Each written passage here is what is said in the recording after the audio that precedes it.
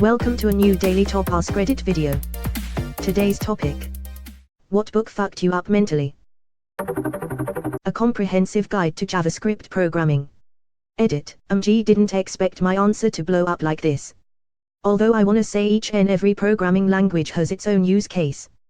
Just that switching from Java to React.js after years, I felt like a spider is crawling under my neck that the language allows you to add properties to an object dynamically. JavaScript would fuck anyone up. Now assembly, that's where it's at. But assembly can't mess you up. It does exactly what you tell it to do. Decided to read The Shining, ended up getting snowed in with my family on our farm halfway through the book and finished it before we could get out.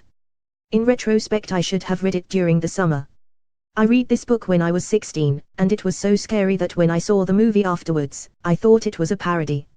I know the movie is a classic, but to me, it's just so tame compared to Stephen King's writing. Felt this way about Misery. You can't put his dread on screen. Where the Red Fern Grows, being forced to read that sent grade school me through a rollercoaster of emotions. Edit. I really appreciate all the upvotees and people sharing their stories / experiences with this book. I figure I'll share mine. I was a bookworm between 5th and 6th grade and was really enjoying the book, so I decided to read ahead and finish the book. Needless to say, 11-year-old me crawled in bed, cried like a baby. Then after the whole class finished the book, we went on to watch the movie in class. It resulted in a room full of kids sobbing. I can only assume this is why I have more sympathy towards animals than I do people. This book definitely left an impact on many of us. Haha, oh man, I read this book in 6th grade and I was enjoying it so much but had no idea how the ending would turn out. So we had some kind of class party going on. It might have been the last day before winter break or something, I don't remember. Anyway, soda and treats for everyone, music, just a nice kickback non-educational afternoon in the classroom because our teacher Mr. Fox was cool like that. So I'm sitting in the back finishing this fantastic book, sipping on a root beer. And then I get to that fucky ending.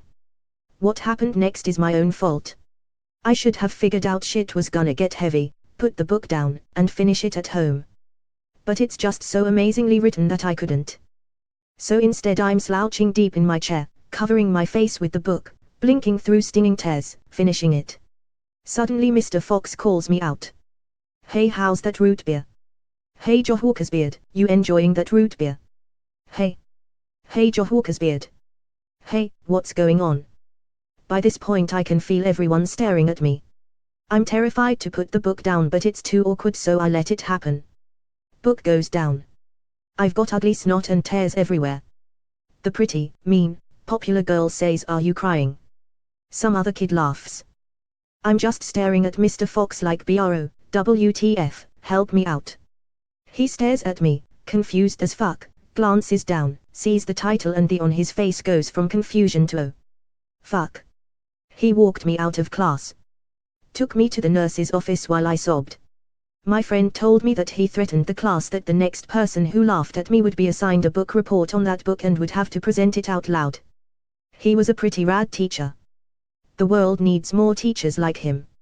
8-year-old me ran sobbing into my parents' room at the end of that book. I was reading it in 7th grade on my own. I remember waiting for class to start.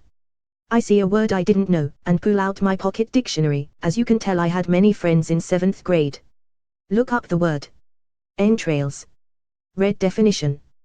Put away dictionary. Put away book. Stare off into space until class starts. I have a similar story. I was reading the book during class in the 6th grade, with it tucked inside of my textbook, and I got to the mountain lion bit. Then he's walking home with little Anne walking behind him, then realizing she wasn't there.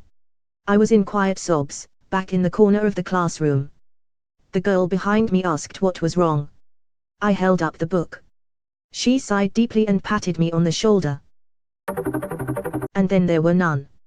Fantastically plotted, some great characters, RTO, a truly awful sense of dread, the best mystery novel ever for a reason. Yeah, this was really unexpected. Agatha Christie has some awesome twists, but that one took a direction unusual for her. I'd say more, but spoilers. I read it when I was in middle school and going through my Christie phase. It really was written in a different vein.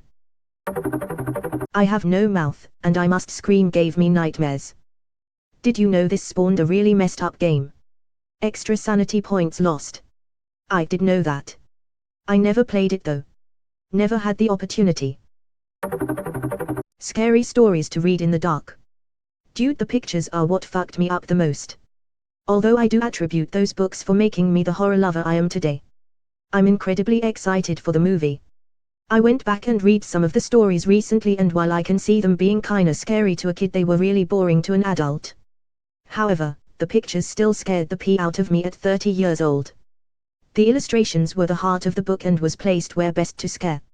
Never met anything like it until I found Junji Ito.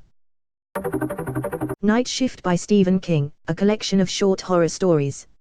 I was around 10 when I started really getting into reading, and my dad had a lot of Stephen King on the shelf, so I naturally started reading his stuff.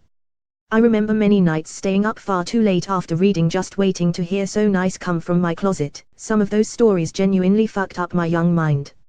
I think Stephen King excels at short stories. His novels are good, but he is a short story savant. He just is so good at tying things up in small doses. Not a book but a short story. The Lottery. My 7th grade class read this and recreated it by picking a kid and pelting them with crumpled up paper. This was a Catholic school FFS. Why did my public school also do this? WTF? True. The ones who walk away from Amelia's is another one that'll fuck with you. As soon as I saw the Lottery comment, I immediately thought about the Amelia's short story. Also, what was it about middle school that made those fucked up stories part of the curriculum? Night by Elie Wiesel. There is nothing more unsettling than reading the inner thoughts of a Holocaust survivor. Edit. Thank you guys for sharing your personal experiences and stories.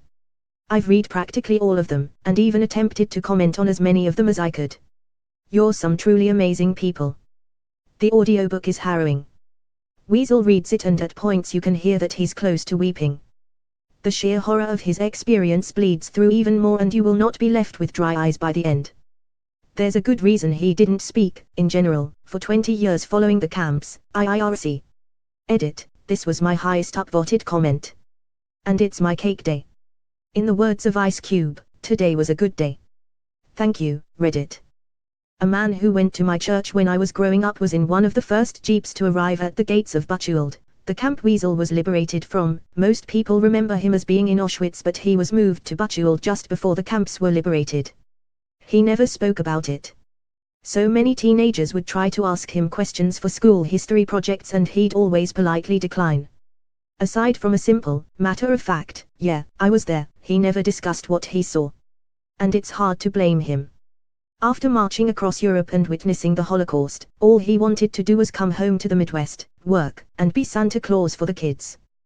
When I was in middle school, they had the entire school read it, and Elie Wiesel actually came as a guest speaker. Listening to him speak had a massive impact on me, as well as many other students. After he spoke, he allowed people to ask questions, and while I have forgotten most of them by now, there was one that left the 1,500 or so people in attendance so silent that you could hear a pin drop. A student asked him if he ever lost faith in God, to which he replied that he did, and that he never did regain faith in God. I was maybe 13 at the time, and almost a decade has passed, and I still think about that answer nearly every day. I once heard a Holocaust survivor speak at the Holocaust Museum in Melbourne, and it was harrowing. When it came to the questions portion of the talk, a girl asked if he held a grudge against the Germans, and if he hated them for what they did.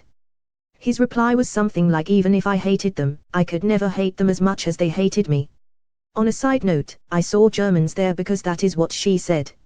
I am very aware that Germans do not equal Nazis. American Psycho by Bret Easton Ellis. Much more horrifying than the movie. I scrolled down looking for this. The detail used for some of the killings had me all sorts of fucked up. I did the same thing. That one scene is what did it for me, you know the one. PVC pipe and cheese. Flowers for Algero, the first book I had a big emotional reaction to. Spoiler. I didn't realize he dies at the end, succumbing to adverse effects of experiment, until I read online the way his pen trails off on the last word was the indicator. I wish I didn't read that. I was happier believing he was going to be taken care of at a rehab for life. Oh shit, I never realized that. That book was one of the best books I've read though. Seeing him realize his friends weren't really who he thought they were was one of the saddest things ever. I did not know that, but in contrast, I feel better that he dies. I thought the trailing off was him forgetting how to even write. Personally, the regressing to me feels like a fate worse than death, having touched the sky and knowing you're forever consigned to the ground.